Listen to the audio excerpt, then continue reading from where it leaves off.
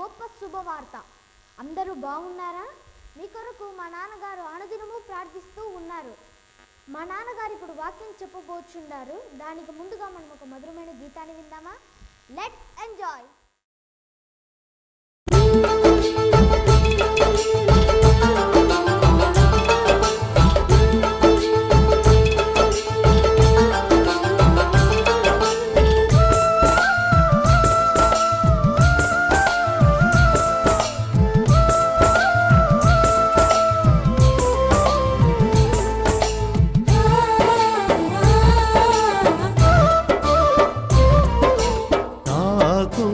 ఎవరు లేరయ్యా, నీవే నాకు తోడు యేసయ్యా. నాకు ఎవరు లేరయ్యా, నీవే నాకు తోడు యేసయ్యా. అండా కొండ నీవుండగా లోకంతో పని ఏముంది యేసయ్యా, నాకు లోకంతో పని ఏముంది.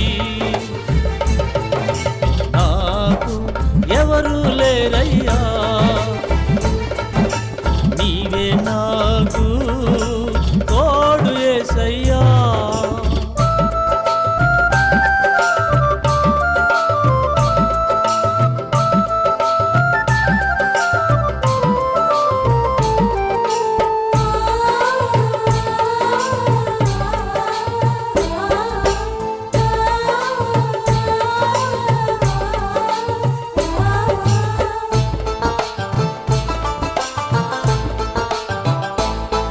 నన్ను బొమ్మను చేసింది నీవు, నాకు ప్రాణం పోసింది నీవు.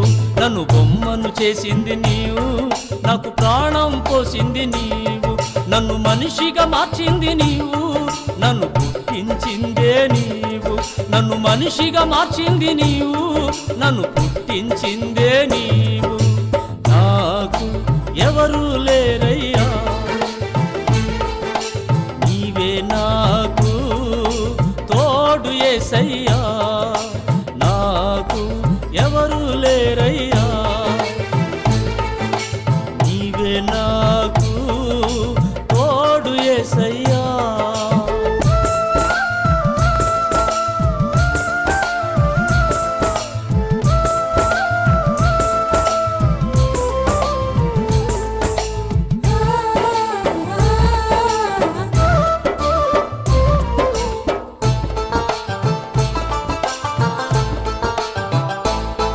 నాకు ఇచ్చింది నీవు, నాకు నీరును ఇచ్చింది నీవు. నాకు గాలిని ఇచ్చింది నీవు, నాకు నీరును ఇచ్చింది నీవు. నాకు ఫలములనిచ్చింది నీవు, నన్ను పోషించేదే నీవు. నాకు ఫలములనిచ్చింది నీవు, నన్ను పోషించేదే నీవు. నాకు ఎవరు లేరయ్యా, నీవే నాకు తోడు యేసయ్యా. నాకు ఎవరు లేరయ్యా, నీవే నాకు తోడు యేసయ్యా. అండా కొండ నీవుండగా లోకంతో పని ఏముంది అయ్యా, నాకు లోకంతో పని ఏముంది. నాకు ఎవరు లేరయ్యా, నీవే నాకు తోడు యేసయ్యా. బైబిల్ గ్రంథములో వ్రాయబడినటువంటి మాటలను మనము చదువుకుందాం. మత్తయి సువార్త 8వ అధ్యాయము 13వ వచనాన్ని మనము చదువుకుందాం. అంతటా యేసు మాట్లాడుచు, ఇక వెళ్ళుము, నీవు విశ్వసించిన ప్రకారము నీకు అవునుగాక అని శతాధిపతితో చెప్పెను. దేవునికి స్తోత్రము కలుగును గాక. ప్రియమైన దేవుని బిడ్డలారా, దేవుడు ఈ వాక్యములో చెప్పబడినటువంటి మాట ఇక వెళ్ళుము, నీవు విశ్వసించిన ప్రకారము నీకు అవును గాక అని శతాధిపతితో చెప్పను. ఈ శతాధిపతితో యేసు చెప్పినటువంటి మాట ఏంటంటే, నీవు ఏ ఉద్దేశంతో వచ్చావో, ఏ ఆలోచనతో వచ్చావో, ఏ తలంపులతో వచ్చావో, ఎటువంటి మనస్సు కలిగి వచ్చావో నాకు తెలుసు అని ప్రభువు చెప్పుచూ ఉన్నాడు. అసలు నిజంగా ఒక మాట, ఒక ఆలోచన చేస్తే, శతాధిపతి యేసు దగ్గరికి వచ్చాడు అని అంటే అసలు ఎంత ఆలోచించదగిన విషయమో ఒక్కసారి ఆలోచించండి ప్రియులారా. శతాధిపతి అంటే అతనికి ఏమీ తక్కువ కాదు, అతనికి అన్నీ ఉన్నాయి, ఏది తక్కువ కాదు. రాజ్యం ఉంది, పదవి ఉంది, బలగముంది, ధనము ఉంది. ఇన్ని ఉన్నటువంటి శతాధిపతికి ఏమీ తక్కువ కాదు. ఈ శతాధిపతి యేసు దగ్గరికి వచ్చాడు. జాగ్రత్తగా గమనిస్తే, ఒక శతాధిపతి ఇన్ని కలిగిన వాడు యేసు దగ్గరికి వస్తే ఏమీ లేనటువంటి మనం, అన్నీ ఉన్నాయి అని విర్రవీగేటువంటి మనం, ఇంటికి వెళితే ఏదీ లేదని దిగులు పడేటువంటి మనం యేసు దగ్గరికి రావడానికి ఎంతో కష్టపడుతూ ఉంటాం. ఎవరైనా జాగ్రత్తగా ఒకసారి మిమ్మల్ని మీరు పరిశోధన చేస్తే, ఇంటి దగ్గర ఉన్నప్పుడు లేక బయటికి వచ్చినప్పుడు మనము ఎలా మారిపోతామో ఒక్కసారి ఆలోచన చేయండి. ఇంటి దగ్గర ఉన్నప్పుడు మనము ఎట్లనో ఉంటాం, బయటికి వెళ్ళేటప్పుడు మాత్రము లక్షాధికారుల వల్లే ఫీల్ అయిపోతాం. ఇలాంటి ఆలోచన మనది. అయితే శతాధిపతి ఇంటిలో ఉన్న డబ్బే, బయటికి వెళ్ళినా డబ్బే, ఎక్కడికి వెళ్ళినా అతనికి ఏమీ తక్కువ కాదు. అలాంటి స్థితిలో ఉన్నటువంటి ఆ వ్యక్తి యేసు దగ్గరికి వచ్చాడు. దేవునికి స్తోత్రం కలుగును గాక. యేసు దగ్గరికి వస్తే యేసు అంటున్నాడు, ఇక వెళ్ళుము. అక్కడ ఏం జరిగిందో, యేసు ప్రభుతో ఏం మాట్లాడాడో, యేసు ప్రభువును ఏమడిగాడో, యేసు ప్రభు ఆయనకు సమాధానము చెప్తూ ఉన్నాడు. ఇక వెళ్ళుము, ఇక వెళ్ళు. నీవేదైతే అనుకున్నావో, ఏదైతే కోరుకున్నావో, ఎందుకైతే వచ్చావో, ఏదైతే అడిగావో అది జరిగిపోయింది, ఇక వెళ్ళు అని అన్నాడు. ఈ రాత్రి యేసు క్రీస్తు ప్రభు వారు మాట్లాడుతూ ఉన్నాడు. ఈ సమయములో ప్రభు మాట్లాడుతూ ఉన్నాడు. ఎవరితో?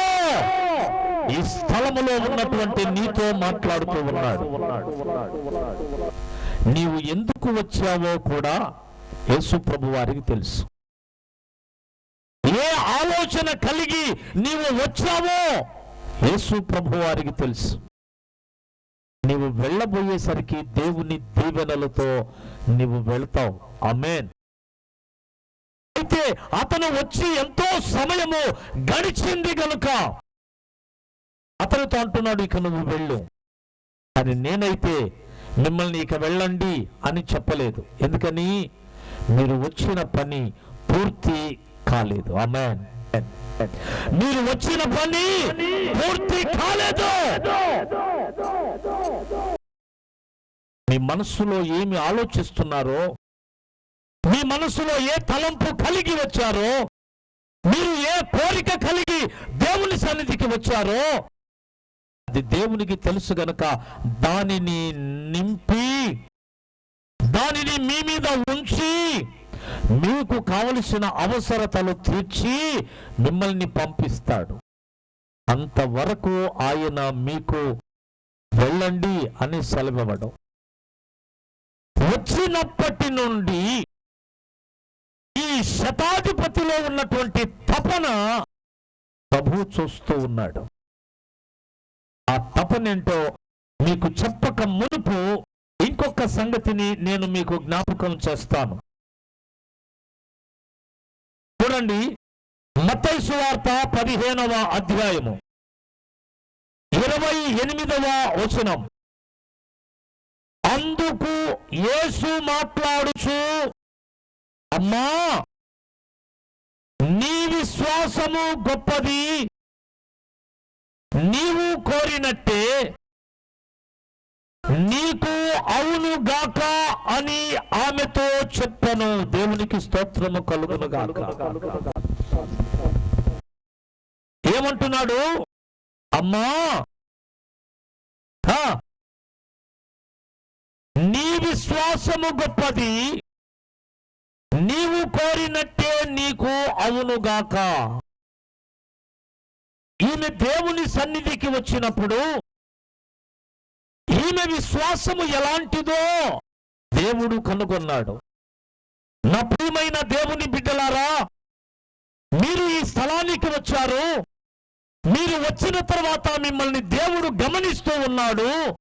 మీ విశ్వాసము గొప్పదో కాదో వాక్యము అయిపోబోయేసరికి ఆయన పరీక్ష చేస్తాడు. వచ్చాం కదా, ఏదో రకరకాల వాహనాలు వేసుకొని మేమందరం వచ్చాము. ఆయా ప్రాంతాల నుండి, ఎంతో దూరము నుండి, అనేక పల్లెల నుండి ఇన్ని వాహనాలతో ఇన్ని వేల మంది ప్రజలము మేము వచ్చాం కదా. ఇక చాలదా? చాలదు. వచ్చి అలా కూర్చొని ఇలా వెళ్ళిపోతే నీకు విశ్వాసం రాదు. వినుట ద్వారా విశ్వాసము కలుగును అని బైబిల్ చెప్తూ ఉంది. నీవు భక్తితో వచ్చావు, భయముతో వచ్చావు, విశ్వాసముతో వచ్చావు, నమ్మకముతో వచ్చావు. దేవుని వాక్యాన్ని శ్రద్ధతో విని ఆ వాక్యము అయిపోబోయేసరికి ప్రభువు నీతో మాట్లాడతాడు. ఒక్కసారితో మాట్లాడాడు. ఎవరైనా చూడండి, ఏ బంధువు ఇంటికైనా నీవు వెళ్ళినప్పుడు నీకు మంచి భోజన పదార్థము పెడితే ఆ భోజనం అంతా తింటూ ఉన్నా నీకు ఆకలి తీరదు. మరి ఎప్పుడు ఆకలి తీరదు చెప్పండి? ఆఖరి భోజనపు ముద్ద అయిపోయిన తరువాత నీకు ఆకలి తీరుద్ది. ఆకలి తీరుతుంది కానీ తృప్తి కలగదు. మరి తృప్తి ఎప్పుడు కలుగుతుంది?